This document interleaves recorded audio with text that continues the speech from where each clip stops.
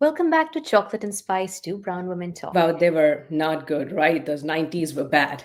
I can go on and on about the style of the 1990s, those baggy high waist jeans era. Hey everyone, I'm Nidhi, the chirpier sister and the co host of the talk. And let's be honest, we all have had that what was I thinking style stage, right? I am Neha, the quieter sister and co host of this talk show. Today, we're sharing stories and tips on something we all go through in our lives: style and confidence evolution. Okay, let's get right into it. What did your style look like as a kid or a teenager in India, and did you love it? Well, I grew up getting a lot of hand me down from you, and that was just the way of life, right? But honestly, it taught me how to be creative. I would take some of your things and match it with mine, and it was just such a cool thing for me. A big part of our wardrobe came from local tailors. I mean, you probably remember. In hindsight, that was amazing. It gave us so much room to experiment and be creative. I still remember as a teenager when Ma would buy all the fabric and we would go to the tailor and get a dress made. And I had some opinions about it. And I would tell Ma, I want certain kind of a neckline or I want a bow in there. So that's where my love for customization started. And I clearly remember your obsession with getting jeans made. And we literally had custom jeans made for us. And I swear that fit better than any store bought jeans, right? It's funny you remember. I really didn't know how to wear non-Indian clothes. Like for Indian clothes like salwar kurtis, mummy just knew what to do. But I really wanted to try wearing jeans and top and all those what we called Western wear at that time. And none of the stores. It was the 1990s, so all the jeans were big and baggy. They never fit me, and it made me look so like it was overwhelming on my frame. And so I pretty much didn't know what else to do to be fashionable, and so I gave up. So pretty much all I can say, it adds zero style sense and even lower confidence about what I could or should wear. And so, I used to pretty much look at you and think, wow, I don't know how she gets it, where she gets it from, but it's not But for me. me, you were the older, and for me, it was.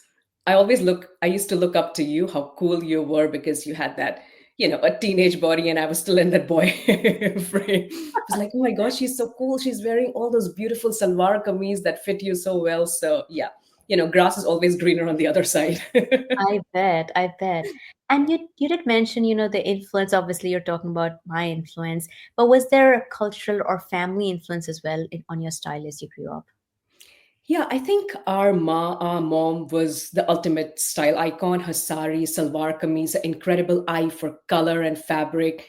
She made dressing up feel like a celebration. She wasn't very confident in a lot of things, but when it came to grooming and dressing up, she brought the best that was out there. And even though she always wore Indian outfits, I don't think she ever forced that on us. But the love for color, that soaked into me very early. And somehow growing up around all those colors and vibrancy, the magendas and the mustards, the green, that started shaping how I saw myself. And by the time I was a teenager, bold colors just became a part of my personality. I think being an extrovert, I started dressing like the way I thought myself to be, like bright colors, deep blues, statement yellows. They didn't just speak to me, they introduced me even before I opened my mouth. And I was not very eloquent. So so I mean, those bright colors kind of gave me a way to express myself. What would you say? Did that influence you in any way? A lot, in the exact, like, if our listeners by now can predict that I'm gonna have an exactly opposite reaction to yours. So I think cultural influences were big on me as well when it comes to fashion sense, but in the opposite sense, because I simply could not understand, what was going on around me. Because as an intro, and again, we're talking about extroversion, introversion a lot, and you mentioned that colors and bright colors are very associated with extroversion, which is true. I don't know if you can make like a blanket statement, say all introverted like muted colors or pale colors. I don't know if that's necessarily true, but for me, I know that that's what I was always drawn to. I mean, imagine you and mummy and pretty much most people I knew around me wearing beautiful, bright colors and a lot of different things on themselves. Not once did it feel like that's me, or I would want to be like that, or I would want to buy something similar. And that was like a big of a problem for me because I was one of those people who liked black and white, watching black and white movies, a black and white song. I think because this very big, bold Bollywood movies with lots of saturated colors was just too much for me. And it was overwhelming for me. There was a lot of print, there was a lot of fuss, a lot of jewelry, a lot of heavy style choices. And so I just didn't know what to do because it was clear to me that I wouldn't enjoy wearing it, and somehow I felt I wouldn't look good in that. I don't know if I would or wouldn't, but I really didn't enjoy wearing it. I really like things that are simple and somewhat subtle, and most of my favorite colors were muted or pale or light, or pastel, which I know you have never liked. I remember, like, you'd be like, I'm learning to like them. yeah, the problem here was, that because everybody around me was wearing all these bright and bold colors, they would tell me that, and from their point of view, they would think if I'm not choosing those colors, it's because I'm kind of sad, or I need to go out more and I need to just feel brighter. But and for longest time, I thought that's true, because I was like, oh, something is wrong with me. I need to wear a lot of like magentas and reds, and that's when I'm going to feel exciting and not boring. It took me a really long time to understand it has nothing to do with that. That's what I like, and that's who I am. So yeah, all I'll say is, like, way back then, my favorite colors were, muted pinks and greens and creams and whites. And if you know me now, I literally have the exact same colors in my wardrobe. So don't know if I would say culturally I got influenced, but I prevented the influence because I was pretty sure of what I wanted, and that's Yeah, what I and I like. totally agree. And as a young girl, I saw you rebelling against it. I remember Ma and Papa would always force certain colors on you. And you were like, I don't like it. And Ma would be so confused, like, why don't you like it? It's a beautiful red color.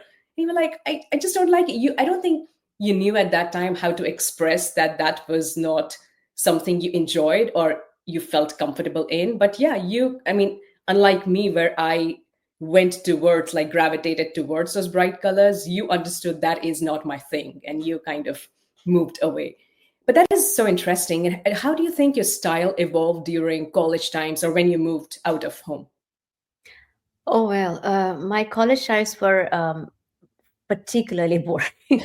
I was in computer engineering, and there was so much studying going on, and I was like one of those super nerdy people, like always studying, and so style wasn't top of my mind at all. I think all the 4 years of my undergrad, I spent wearing the few salwar kurtis that mummy got for me. I never even asked for more, and it was a complete dud style wise. I would say I finally found my voice when I started my first job, like right after my undergrad. When I started working, I moved to Mumbai, and that's when, I don't know, maybe it's because I started earning my own, and I didn't feel like, oh, I'm obligated to ask mommy to buy me things that only I like and she doesn't. So anyway, I started spending more money on my own clothes and my own choices. And mall was, I think, yeah, mall had just about started in Mumbai then. And so I would go to these stores and I would start experimenting and buying jeans and the tops. And you know what, I'll say, like, I'm so glad there were no phone cameras then, and so I have like only a few photographs of that time or that era, because whatever I see, I hate it. It's the horrible tops, like really ill fitting, weird kind of tops. But what I really love about that time is that I finally learned to experiment, and I finally learned to let go of whatever ideas I had about how I should be. And I started trying to figure out what I actually want to be. Thinking about you, and I wasn't around when you were in college, but looking at the photographs, you were wild, right? Yeah, I mean, I also did computer science engineering, but unlike you, I had very little interest in studies. I wasn't let's put it this way, I wasn't very studious. I had this YOLO mindset, and I was just living my best life doing what I liked. And I was lean, my metabolism was magical, and I could basically wear anything. I was in Mumbai and I lived in black because that was like the rock music era, like tank top, open bottom shirts. I mean, you thankfully were not there. You would not have agreed with the outfits I wore during that time. And I didn't care about fabric or how long it would last. It was a lot of sales there. It was always quantity over quality. Never heard of the word sustainability in my life. but I was also 20. Again, that's not an excuse, Yeah. but that was not a thing. It was like, oh, the more quantities I have more variety to wear. So that was my undergrad days. And then when I started doing my master's, the business degree, that's when I moved to a different country, a different city, and a different mindset. That is where, in my mid 20s, I was suddenly had to agree to a dress code, because we were expected to be very polished in the business degree, and I had to just adapt. It was pencil skirts, formal dresses, proper blouses. I basically lived in business attire for 2 years. It wasn't much of a personal style. It was literally how we were trained in those 2 years, how to present ourselves, groomed head to toe. I didn't hate it, but I knew that it wasn't exactly me. It was more of a uniform for me. So just did Oh, that. yeah. I remember like it was a 180 degree. I'm like, the Nidhi I knew from 10 years back and the Nidhi I now know in business school. Like, how? I was very amazed. I was very impressed by your amazing pivot. One thing that just occurred to me is maybe for our audiences, especially those who are listening, because this is a style show, we could at least talk about what we are wearing because we've been Sure. talking about what we like to wear. Why don't you go first? All right. I am wearing a halter top that is from a brand called Cuts. And I am wearing jalebi earrings, which are like Ooh, really cool. It's like so cool. ethnic earrings, but I love that it goes well with my black halter top. And I'm wearing blue denims, high waist blue denims, because they are just so comfortable. Yeah. Where did you What get about your jalebi earrings from? it's from a small business. Unfortunately, they're not around anymore, so I cannot tag them or name them. But I got it. It was one of the very small Indian businesses that I was supporting a couple of years back. And you have a cuff on your arm Oh as yeah. So, but this was a gift from you. Tell oh, me that's true. where you. Yes. Yeah, it was from Anthrop. Anthropology, yes, yes, Yeah. yes. So yeah, but this Super gorgeous, cool. right? Yeah, like black and gold, so you're back in your college era. I don't Sure. know. Yeah, for me, I'm wearing today, I'm kind of experimenting. I usually don't wear off shoulder, like one shoulder tops. I'm wearing a silk one shoulder ruffle top from Josie, a brand called Josie. I actually thrifted this from ThreadUp. And I was like, why not? And it is a white top, a white or creamish top, the color that I usually prefer. And I just paired that with a very beautiful locket, a very beautiful traditional locket that was a gift from my aunt. And I just have it around my neck like a choker, and that's it. And today I went a little bold and I put some red lipstick, All which for the style episode, but you look great. I actually you should wear more of off shoulders. I think it really looks good. oh, thank you. I will try. Cool. So that was fun. Now back to our usual broadcast. Were there any moments you felt pressure to dress in a certain way? I don't think so. At least I don't recall falling into any of the pressure. I mean, when I was in college, I did want to look a certain way, and that's why I gravitated towards black, because that was a rock music era, and that was my thing. And Ma absolutely hated my all black wardrobe, and she constantly keep telling me, don't you have any other colors?" I'm pretty sure she complained about me to you too, right?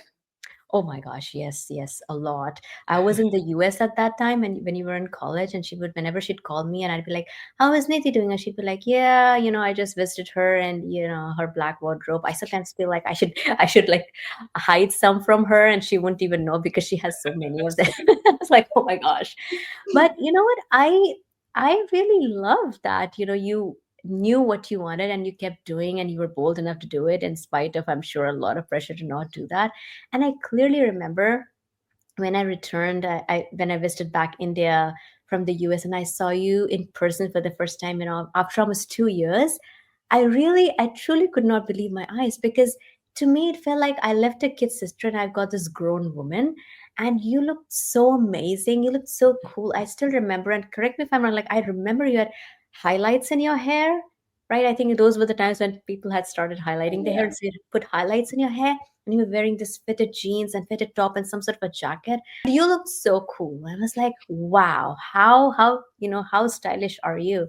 And living in a small town in India that we did, where style was not necessarily either encouraged or celebrated, at least the kind that we were going for. to for you to be able to find your own and be bold enough to live your own style, that was amazing. It always was very inspiring for me. Since you mentioned highlight, I have to tell you this funny story. One fine day, I came home for summer vacations from college, and I told Ma that I wanted to get a tattoo. You know, I mean, you probably will not be able to connect to me, connect with what I'm saying because we both are very different. I had this whole design picked up. I'm pretty sure it was a skull, and it was apparently to me it was very meaningful, artisty, and even very edgy, and I was so ready for it. Ma was horrified. I mean, when I looked at her face, I felt like she thinks I'm going to burn the house down or something. And she told me, I'm going to give you anything you want if you don't get a tattoo. I knew that I shouldn't push my luck. So I paused for a second and I was like, I want to get highlights. And she immediately softened and she was relaxed. And she's like, sure, let's go get it done. And that's how I ended up with my first highlight. A total compromise that made her happy. And it still helped me get a little bit of my edgy self that I wanted. But I think you mentioned it. Isn't it funny that because at that time getting highlight in our small town just felt so rebellious, right? So edgy. And mommy was so relieved that at that time that I didn't get a tattoo because it would have been a social trauma for her too, that she would have let me dye my hair blue if I asked. So that's how I Right. negotiated with her. I know. And the reason I was surprised because first I didn't know the story and I was imagining like, getting a tattoo is fine like, but I was imagining what 21, 22, 23 years back in a small town in India trying to get a tattoo. Like I cannot imagine the horror at I mommy's mean, and I'm glad I didn't do it because I'm not into tattoo anymore time. because that permanent thing on my body, I don't think I would have liked it. But it's like how we negotiated and had this strategic communication. And look Really. at how bold you were because after seeing your highlight, and remember, I was already married, I already had a kid by then, right? And I told mommy, Mommy, should I also get my hair colored and highlighted? And you know what mommy's response was? She was like, you are married. Getting highlight, like nobody else who's married gets highlight. Are you sure you want highlight? And actually, it's good that, I did not get highlight because it's not like I have great hair and it probably would have destroyed my hair. So, but like that's the difference. And I was like, oh yeah, you're right. I probably shouldn't, and I never got. I'm glad you didn't because it totally messed up my hair because it makes Mm. the hair dry and I didn't in college nobody takes very good care of. At least growing up there I didn't have expensive shampoos or a conditioner and all of that. But yeah, I mean, you wanted something and it I would have liked you to experiment because that's how you learn. Like there are so many moments in my life and your style moments too when I'm like, what was I thinking? Like when I sometimes look at my pictures and I'm like, what was I thinking? And I still remember your printed pants that you bought from Mumbai when you were earning. I was crazy about those pants. I stole it from you at one point because I just thought they were so cool. And when I look at those pictures, we'll maybe post it on our website. What were we thinking? What was that? So bad, so bad. Bell bottoms all printed. Oh my gosh. But Um, what about you? Did you ever feel any pressure to dress a certain way after marriage? Oh yeah, yeah, yeah. I definitely did. So for reference, again, for those who are listening, I was married when I was 24, and which is of course pretty young. And by that time, I hadn't really discovered what I looked good in. But there's one thing I was very sure about, and once I'm sure about some things, it's hard to change my mind. Like I like to be comfortable, and I wanted to have freedom of choice. Very, very soon after my marriage, like within a few weeks after my marriage, I traveled to the US, and that's where my husband and I were living. So we moved to US, and so I had that freedom of choice that I always wanted. Right, I didn't have to follow what I'd seen all married Indian women had to follow right after wedding. You have to wear bindi, you have to wear, especially in North, and I'm not sure like if it's prevalent everywhere, but from the women that I had seen around me would wear bindi and sindoor and wear bangles and I think other stuff on their feet. I'm forgetting the name of those things, like you'd wear ring kind of things. Those Yeah, yeah, Tori. yeah. Toe rings, exactly. Exactly. And to me, it was not necessarily an act of rebellion to not wear it. It's just that I was never comfortable in that. I was never the girl who wore bindi even for fun because I just never enjoyed it. Again, more power to those who love wearing that. I'm in no way saying that's not a great look. It's just that it didn't work for me. So, of course, as the moment I landed in the US, completely stopped wearing any of those Mongol suits and all of that. And I started looking for avenues where I could buy things that were more sort of Western at that time. And so I've discovered Gap and that's when I discovered Gap and H&M. And fortunately, at that time, Gap, I remember, used to have those incredibly basic, really well fitting t-shirts and jean skirts and jeans. Like my uniform at that time, and I had my kid very early as well, was like light white pastel shirts and simple jeans and skirt, and that became my go-to. So yeah, I did feel pressured to dress a certain way after marriage, but I did not give in to the pressure. I wore whatever I wanted to wear. It's amazing. Yeah, yeah. And when did your clothes start reflecting you? I feel like every phase has its own style and beauty. I have nothing against all the mistakes I've made. But if I had to pick like one turning point, I would say during pregnancy and motherhood. That's when my body was shifting constantly, and so was my identity. I had to build my wardrobe not just for my changing body shape, but also for my changing self. Before that, I was still experimenting, playing dress up, and leaning towards trends and uh, thinking about what would look good, people's perception. But once I became a mom, something in me shifted. I had like zero time, zero energy, zero patience for anything or anyone that didn't serve me.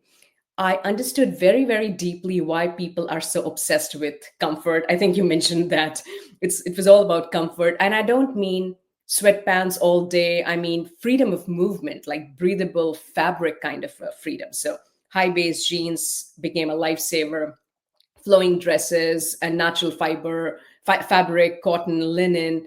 And now that I'm in my peri-menopausal stage, I totally get why our moms used to be loyal to those cotton kurtas and like those airy dupattas. It was not just, they were not just dressing for heat, it was, they were dressing for their peace and peace of mind. Yeah. So this phase, I do care less about looking put together. It's more about feeling like myself, like feeling honest. I dress for comfort, realness, softness. So that's my thing currently. What about you? Yeah, I mean, loved your interesting journey. Over the years, I feel all of us evolve and our desire to dress up in a certain way changes. So for me, I would say how I dress up right now reflects me the most now because I'm not constrained by any outside influences. So it's really me. I will say, like in my 30s, like late 20s, 30s, I had a full time job, like I had a career and a little kid.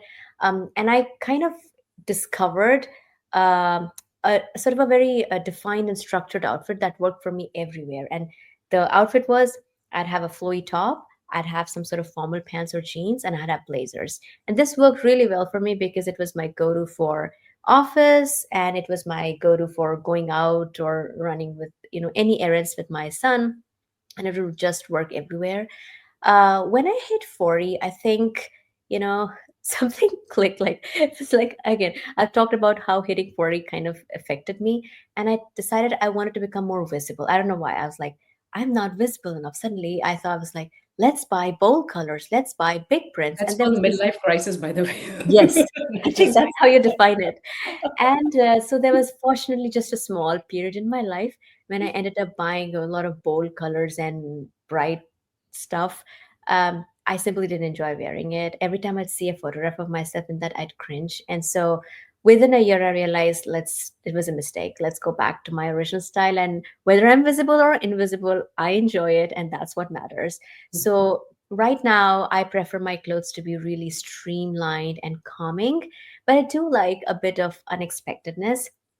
So, like, I'm wearing a white top right now, but I have this really, really beautiful locket that I'm wearing with it. So usually, like, if I'm wearing neutrals, I'll have like a bright purse or some standout accessory. So all I'll say is that my style has almost never been about trends. I realized, like, all the way back to my teens, I was pretty much wearing similar color or style, and I'm still wearing that. And that's who I am, and that's what I love. Do you have any tips for anyone out there with your body type or style that you'd like to share? Yeah, I think over the years, I have figured out what kind of flatters my shape or what I think flatters my shape. So, and what to avoid. And I am 5'4". I have broad shoulders. I'm not petite. I usually wear medium, sometimes small, but medium is my go to. One thing I've learned is that fit matters more than any size. I don't chase any number on tags anymore. I just care about how something makes me feel. For example, the brand Reformation, not calling anybody out, but that is one brand where I wear the size large or 8. At first, that number did bother me, and I was like, what? I'm wearing a large? But now who cares? Why should a number steal my peace of mind, Especially when these brands can't get their sizing consistent across the board. That shouldn't matter to me, right? So for broader shoulders, the way I stay away from very puffy sleeves or boxy neckline. They make me look wider up here. So I like to wear some like styles like these that I'm wearing, scoop neck or wrap styles. They are my best friends. I also love pieces that cinch at the waist. And you introduced me to this whole concept of belt. And you have gifted me so many belted dresses and structured wrap top. And I just feel they add a little bit more definition and make me feel I have more shape, even on bloated days. And totally random but real that a good underwear and a well fitted bra makes so much difference. I have invested and I recommend everybody to invest in these basics. Like anything you wear on top just looks so much better. But my biggest tip is the confidence, you all. That's the real accessory that I think puts everything together so well. What about you? What are your tips for your body size? Yeah, I love everything that you said, particularly about sizes. I mean, especially as women, we tend to get hung up on, oh, we're the size, oh my gosh, we're that size. It really doesn't matter. There are different reasons why certain different sizes fit. And I did work really hard for myself to try and understand what works for my body. But again, like what I'm going to state doesn't necessarily going to even work for similar body type who might have a different style choice. So for me, the goal of dressing has always been to look my best self. So again, for reference, I'm actually very petite, which means I'm under 5 feet 2 inches. Typically wear sizes that are extra small or extra small, depending upon different brands. So for anyone who is petite like me, my first suggestion would be to try and buy from the petite section. That was the biggest eye opener for me when I discovered that brands have petite section, and a lot of brands have that now. The reason that works is because that works better for your shoulder, your arms, your leg sizes. And at least for me, I don't have to order clothes anymore, and they more or less fit me correctly, so that's great. Another interesting thing about my body is that after my son's birth, I had a little bit of pooch on my tummy. And I'm when you look at me, you'd be like, yeah, she's very thin, but I actually have a pooch on my tummy. Nothing will take it away. It is for life. That's invisible pooch, by the way. Please, people who are who have not seen her pooch, I'm telling you, I have. It's There is a pooch. So I usually have to figure out how to avoid emphasizing that part of my tummy. So I used to in the past love low waist jeans because they're comfortable and they used to look good on me, but they're out. So I typically wear, mid waist, mid rise pants or high waist pants, um, and they gently like flow down. That's how it typically works. The materials are usually linen or silk or cotton because they're more flowy and they don't kind of cling. So it might work for you as well if you have that body type. And also the other thing is I have curvier hips than top. So I tend to use blazers and button down shirts because that gives me more structure and heft to my upper body and therefore balances out the proportion. And the final tip I have is I discovered jumpsuit completely by accident several years back. And I was like, oh my gosh, what is this? And I wore it. And then I remember folks were like, oh, this is so cool. And I think over time I bought so many jumpsuits. And I realized the reason it might look cool, especially for somebody like me, is because it's a singular color top to bottom. So it can be very streamlined and it can be very easy on your eyes to see something like that. Again, for petite folks, the only other thing I'll say is to try and avoid something too fussy, because if there's too much frill or too much material, a petite frame can get overwhelmed. And you want yourself to shine and not your clothes to overwhelm or overshine you.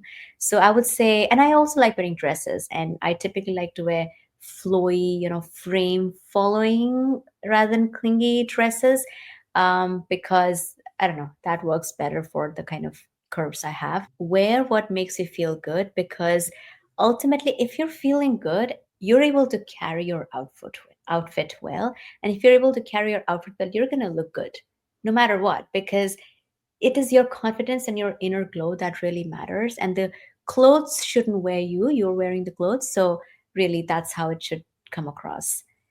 Yeah, and Yeah. shopping has always been our thing, right? That's something we love to do together, even if it's just window shopping. Like we try on clothes, we hype each other up, we take selfies. And there was a phase before Vikram was born. Let's just say it was a confusing phase in my life where I bought unflattering clothes, and there was not a single moment when you made me feel bad. And I appreciate it. Like now, when I look back at those pictures, I cringe. What was I thinking?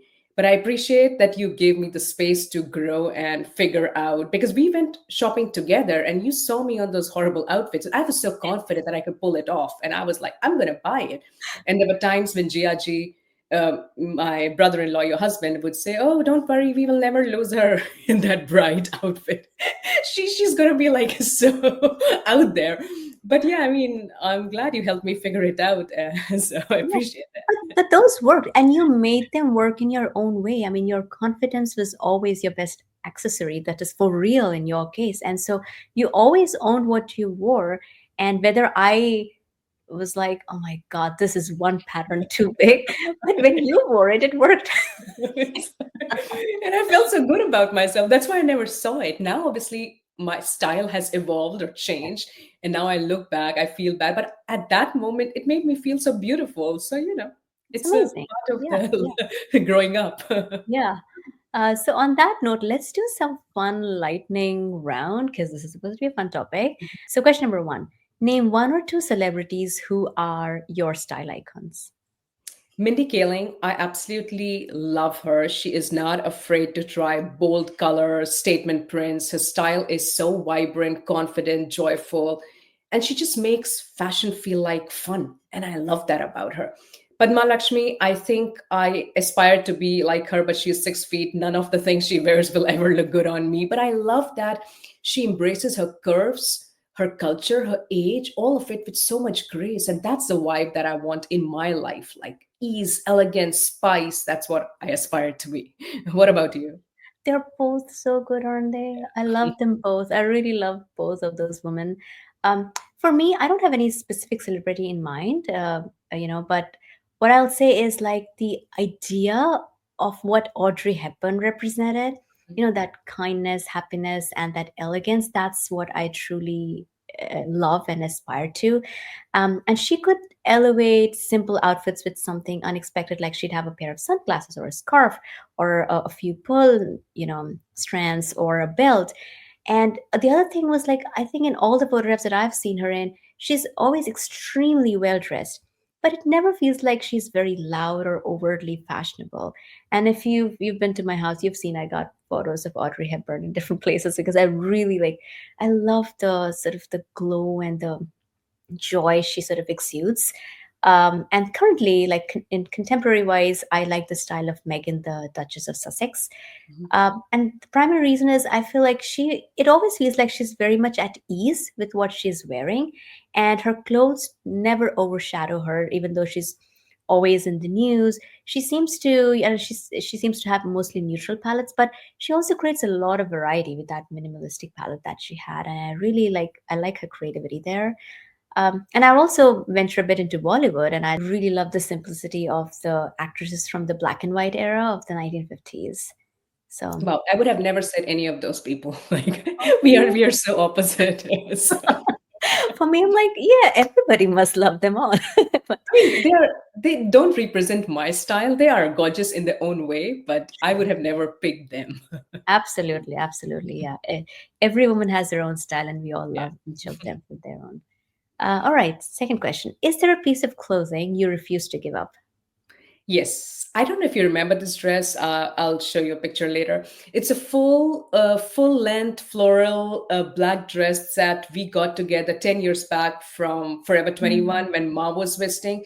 I have worn it so many times that my husband, who never notices anything, nothing he notices, even he says, Nidhi, it's time. I have seen this dress so many times that it's time to donate it now.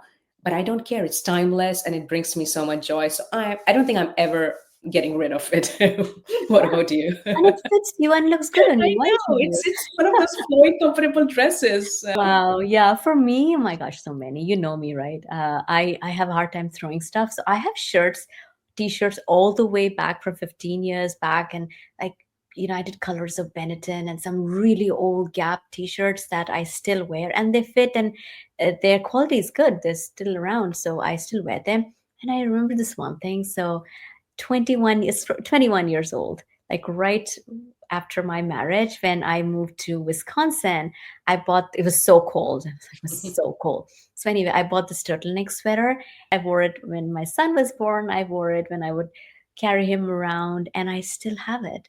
It still works. It's still comfy and warm, and it has sentimental value, and I still wear it. And yeah, so that's one thing I will keep for as long as I can until that completely starts falling apart, I But think. that's a good quality. I remember what you're talking about. I mean, it looks perfectly fine. So why not? Amazing. So, Amazing. Is there a piece of clothing you'll never wear again? I don't know if you know what I'm talking about, but it's the sheer pantyhose. Absolutely not. Those are things you wear under skirt, like especially if you have shorter skirt. You wear those. They are itchy. They are see through, and I live in constant fear of getting a run. They never stay in place. I don't know why I ever wore it or bought so many of them. They were not worth the mental trauma. I'll let them stay in 20s where they belong. So never bringing them back. What about I you? honestly, I that was the one thing. I don't know. I used to ask you, and I'm like, why are you bothering with that? You would, when even when you were in California, like, I don't why know. are you? Why would you wear pantyhose in California? Apparently trendy. Well, I don't know who brought that trend, but it's certainly not comfortable. Yeah, for me, it's skinny jeans. Oh my gosh, I have no idea why I ever even started that thingy. Like it was a trend a few years back. I bought a few skinny jeans, so uncomfortable. So, and I don't even think I used to look good in that, but I bought them, and I'm like, I seriously hope it never comes back. And the other thing is high heels. Not that I ever wore high heels. My highest heel would be 1.5 inch, and I would think, my gosh, I such. Those are not gonna hide. I know. But still. For a person this short, you'd think I'd wear 5 inch, but I just cannot walk in heels comfortably. And so I typically would wear like ballet flats, or at most I'd have those like platform kind of, like a little clog kind of heels. And that's what I'm comfortable in. So I'm like, hopefully I never have to wear that. Yes, I think this was so much fun to record, right? And I hope this episode was as much fun for you to hear as it was for us to record. Styling is all about confidence and knowing you are okay no matter what. Do what pleases you, and if this episode gave you something to think about or just made you feel seen, we would love for you to support our podcast. You can find Chocolate and Spice, Two Brown Women Talk, Spotify, Apple Podcasts, YouTube, or wherever you get your podcast from. Exactly. And check out our website at chocolateandspicetalk.com for blog posts, behind the scenes extras, and all the links we promised today. So don't forget to subscribe, rate, and leave a review. It helps more people find us and join the conversation. Also, tell us what you want to hear next. We want to feature your topic and your stories. So join this community of real stories. Thank you for listening. Bye.